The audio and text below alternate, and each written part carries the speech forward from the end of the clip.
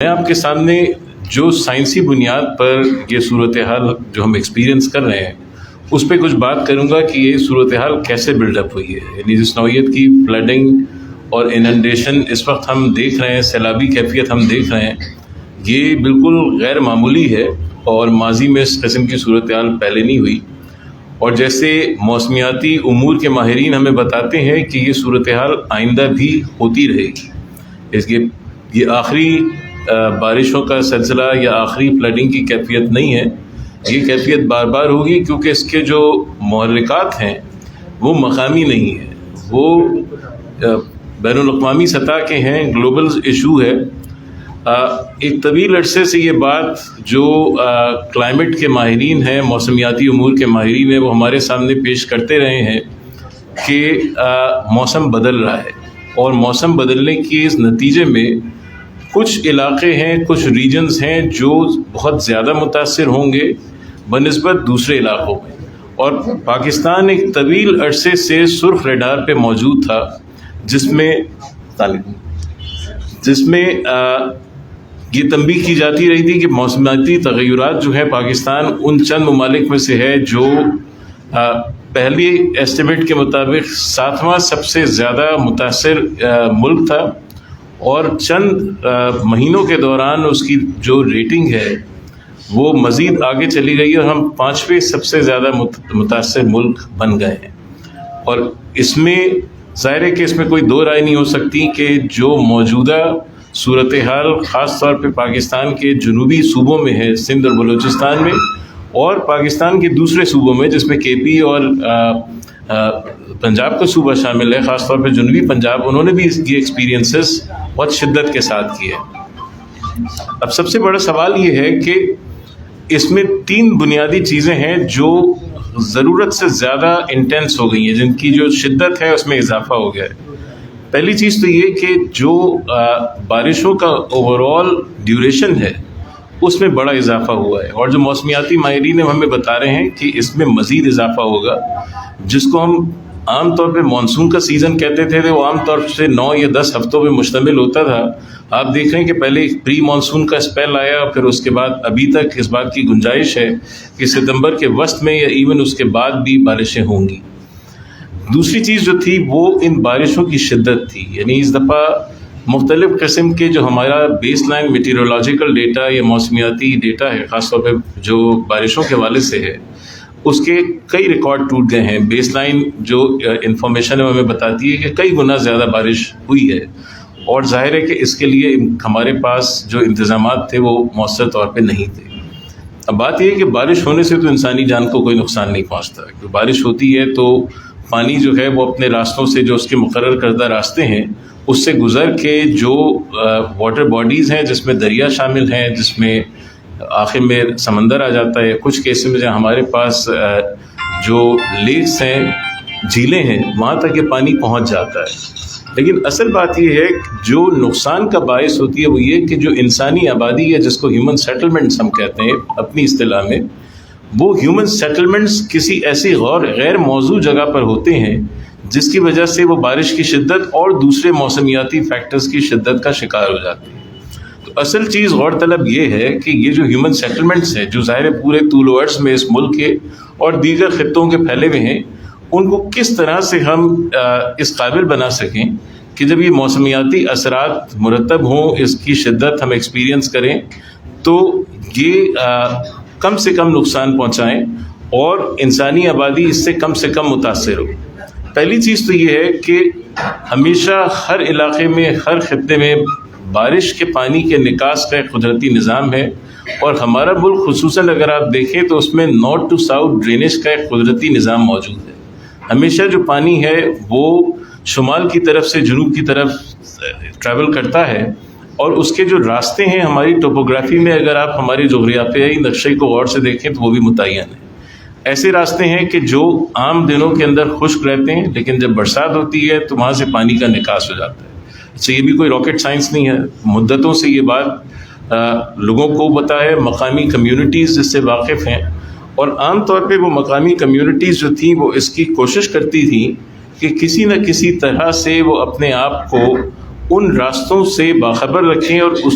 اس میں کوئی رکاوٹ نہ ڈالیں.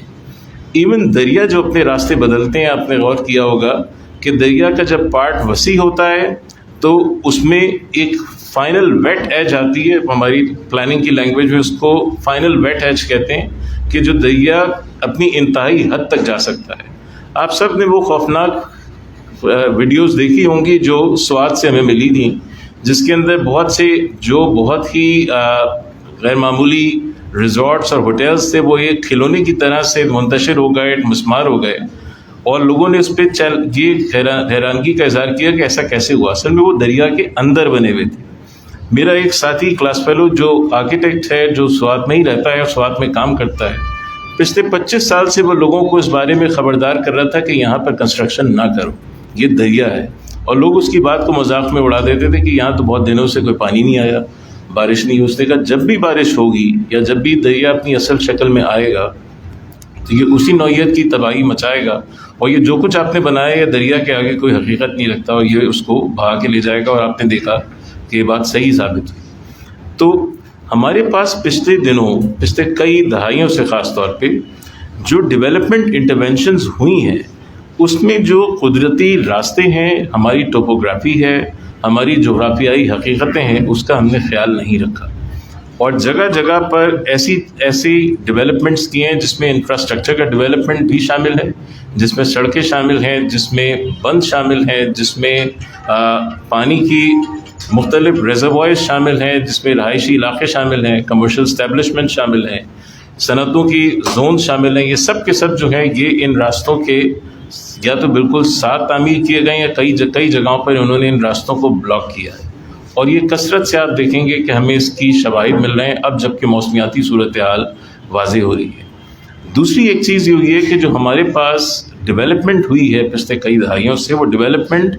پروجیکٹس کی بنیاد پہ ہوئی ہے. ایک پروجیکٹ ہے جس کے تحت ایک ہائی وے ڈیولپ کرنی ہے، ایک پروجیکٹ ہے جس کے تحت کوئی بائی پاس ڈیولپ کرنا ہے، ایک پروجیکٹ ہے جس کے تحت ہمیں غلے کے گودام بنانے. ہوتا یہ کہ جب یہ ڈیولپمنٹ کسی مربوط منصوبہ بندی کے بغیر ہوتی ہے تو ہمیں لارجر پکچر سمجھ میں نہیں آتی کہ جب کبھی بھی جو وہ اثرات جو بظاہر ہم سے مخفی ہوتے ہیں، جب وہ سامنے آئیں گے تو کیفیت کیا ہوگی. آپ نے دیکھا کہ جو انفراسٹرکچر کسی بھی پرپس کے لیے ڈیولپ کیا گیا تھا وہ سب کا سب متاثر ہوا. کتنی جگہوں پہ جو غلے کے گودام تھے ان میں پانی داخل ہو گیا. کتنی جگہیں ایسی تھی کہ جہاں سڑکوں کو تعمیر کرنے میں خاص طور پہ جو پشتے بنائے گئے تھے، وہ پشتے جو تھے وہ مسمار ہو گئے، کیونکہ پانی کا دباؤ اتنا زیادہ تھا کہ وہ پشتے ان کے سامنے ٹھہر نہیں سکے. وہ پشتے اس طرح سے بنائے گئے تھے کہ اس میں پانی کے بہاؤ کے لیے کوئی اوپننگ نہیں چھوڑی گئی جیسے کہ عام طور پہ رکھا جاتا ہے. تو یہ جو آئسولیٹڈ ڈیولپمنٹ کے پروجیکٹس تھے، انہوں نے وقتی طور پہ تو ہمارے بہت سے جو پرپسز تھے شاید انہوں نے سرو کیے ہوں، لیکن جو ایک مجموعی فائدہ علاقے کو یا اس خطے کو ہونا چاہیے وہ نہیں ہو سکا. دوسری بات یہ ہے کہ ہمارے پاس اکثر علاقوں کے اندر جو آمد و رفت اور ایکسیس کے روٹس ہیں وہ بہت محدود ہیں. ابھی تک بہت سے علاقے ایسے ہیں جہاں پر ہماری آبادی جو ہے کہ وہ لوگ جو براہ راست فلڈنگ سے متاثر ہوئے ہیں وہ پانی میں گھرے ہوئے ہیں، اور ان کو بعض جگہوں پہ کشتیوں کے ذریعے سے نکالا جا رہا ہے، بعض جگہوں پہ جہاں صورتحال اور دشوار گزار ہے تو ہوائی راستوں کے ذریعے سے ان کو ریسکیو کیا جا رہا ہے. تو بنیادی بات یہ کہ جو ہمارے ایکسیس کے راستے تھے وہ آل ویدر نہیں تھے. پانی آنے کی صورت میں ان میں سے اکثر راستے ایسے تھے جو غیر فعال ہو گئے، اور اس کی وجہ سے پھر بہت سی دشواریاں پیش آئیں. تو ظاہر ہے کہ یہ تو مسئلے کا پس منظر اور اس کا تجزیہ تھا. اب سوال جو ہمارے سامنے ہے وہ یہ کہ اب کیا کیا جائے، یعنی اس کے آگے کا جو مستقبل کا جو راستہ ہے وہ کیا ہونا چاہیے. میں آپ کے سامنے چند بنیادی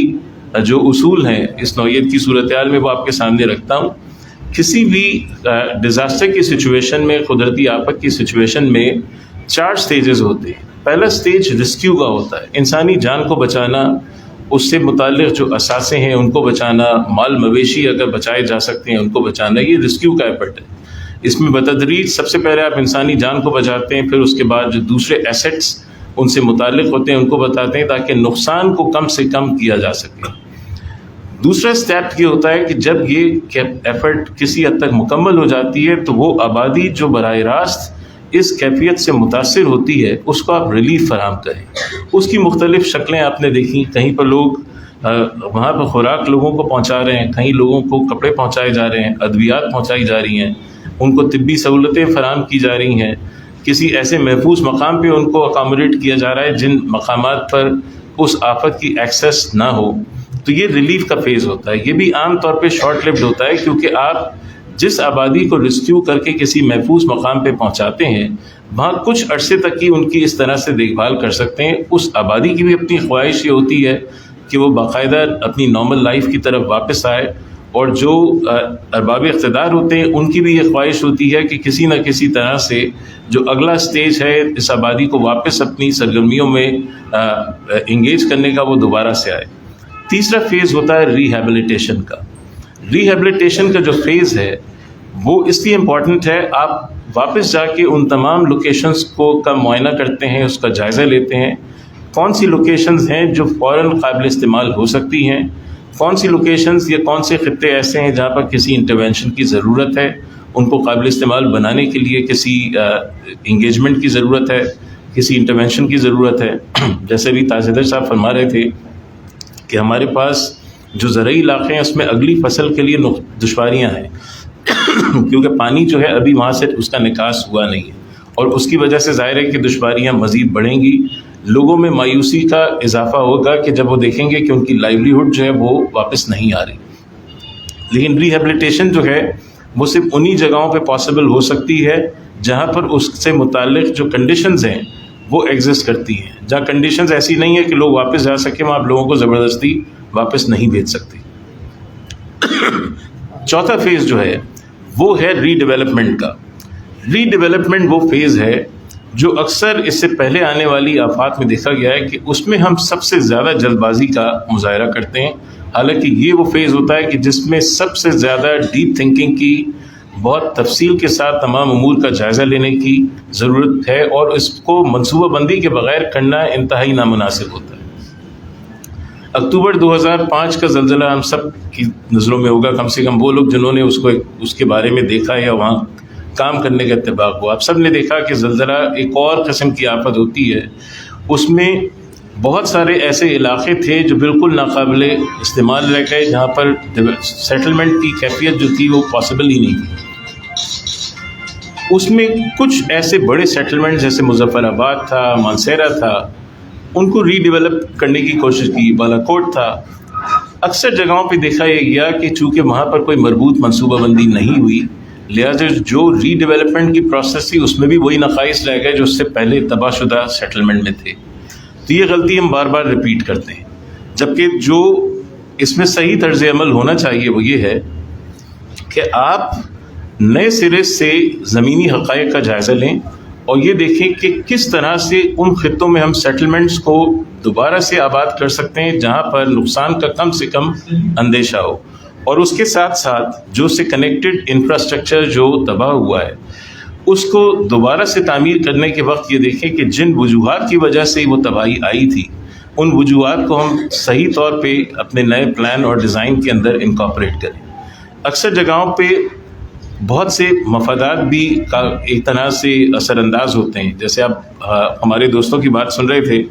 کہ مقامی مفادات ہوتے ہیں جس میں لوگ چاہتے ہیں کہ جو نیا ڈیولپمنٹ ہو رہا ہے اس سے جو کچھ اب لوگ وہاں سے متعلق ہیں اور جو وہاں بااثر لوگ ہیں وہ اپنے اپنے مفادات سامنے رکھتے ہیں اور کوشش کرتے ہیں کہ ان مفادات کو کسی نہ کسی طرح سے تحفظ فراہم کیا جائے. ایک اچھی منصوبہ بندی ہمیشہ ان چیلنجز کو ان کا سامنا کرتی ہے اور کوشش کرتی ہے کہ ان سارے مفادات کو جو کہ ایک حقیقت ہیں ان کو منصوبہ بندی کا حصہ بنایا جائے تاکہ نئے سرے سے جو سیٹلمنٹس ہم پلان کریں, ڈیولپ کریں, اس کے اندر کسی طور پہ بھی یہ خامیاں نہ ہوں جس سے یہ نقصان ہو سکے. سندھ کا سیٹلمنٹ پیٹرن آپ دیکھیں تو وہ ویسے ہی بہت غیر معمولی ہے. آپ دیکھیں سندھ پاکستان کا سب سے زیادہ اربنائزڈ صوبہ ہے. جو بھی پچھلا سینسس ملک کا ہوا تھا 2017 کا, اس میں ہی ہمیں معلوم ہوا کہ 52% آبادی جو سندھ کی ہے وہ اربن ہے. لیکن یہ اربنائزیشن بہت غیر معمولی ہے. اس اربنائزیشن کی جو شکل ہے وہ شاید ملک کے دوسرے علاقوں سے مطابقت نہیں رکھتی. اس فگر کو سامنے رکھنے کے بعد آپ ایک اور فگر پہ نظر ڈالیں کہ سندھ کی 1/3 آبادی کراچی میں رہتی ہے، اور یہ اس صورت میں ہے کہ اگر آپ ان تمام اعداد و شمار کو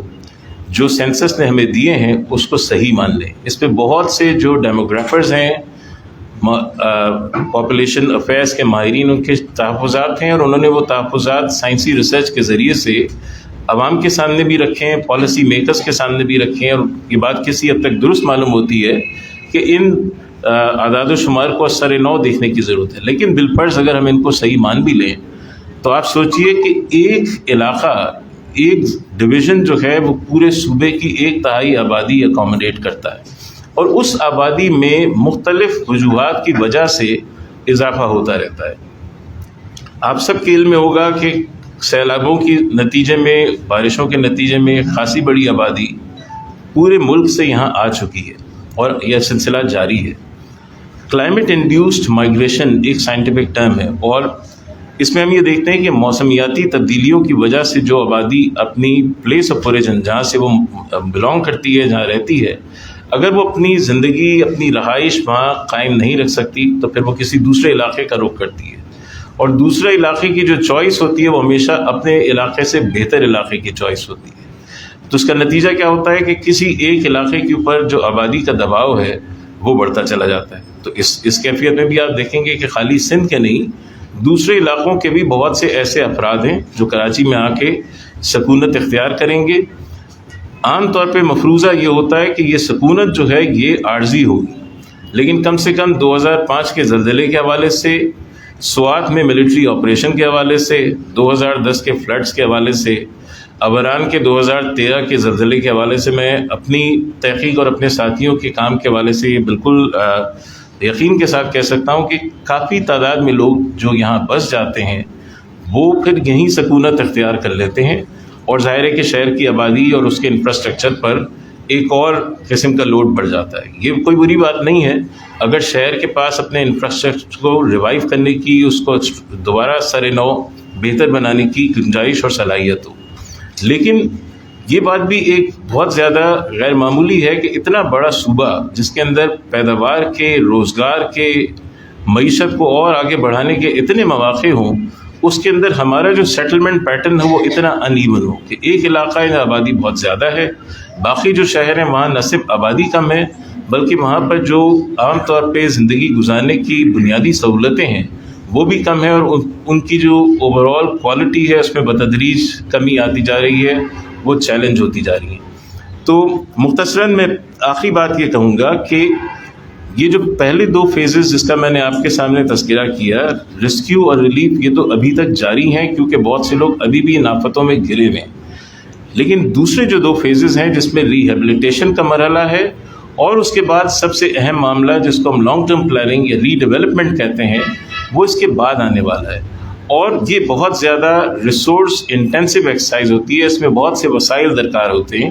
بعض اوقات جو حکومتیں ہیں وہ اپنے ترقیاتی فنڈز کے ذریعے سے اس کے ٹارگیٹس کو پورا نہیں کر سکتی، بین الاقوامی اداروں کی مدد لینی ہوتی ہے، دوسرے اسٹیک ہولڈرز کی اسسٹنس اس میں حاصل کرنی ہوتی ہے۔ یہ تمام معاملات ہیں جو ہمیں سامنے رکھنے چاہیے، اور ان سب سٹیجز کو جس وقت بھی یہ حکام جو ہیں اس کے اوپر کام کریں، جو مقامی آبادی کی ایسپریشنز ہیں ان کو سامنے رکھنا چاہیے۔ بدقسمتی سے کافی عرصے سے ہمارے پاس کوئی فعال لوکل گورنمنٹ نہیں ہے۔ عام طور پہ یہ تمام معاملات جن کا تذکرہ ہو رہا ہے، جس میں مختلف اہلکار،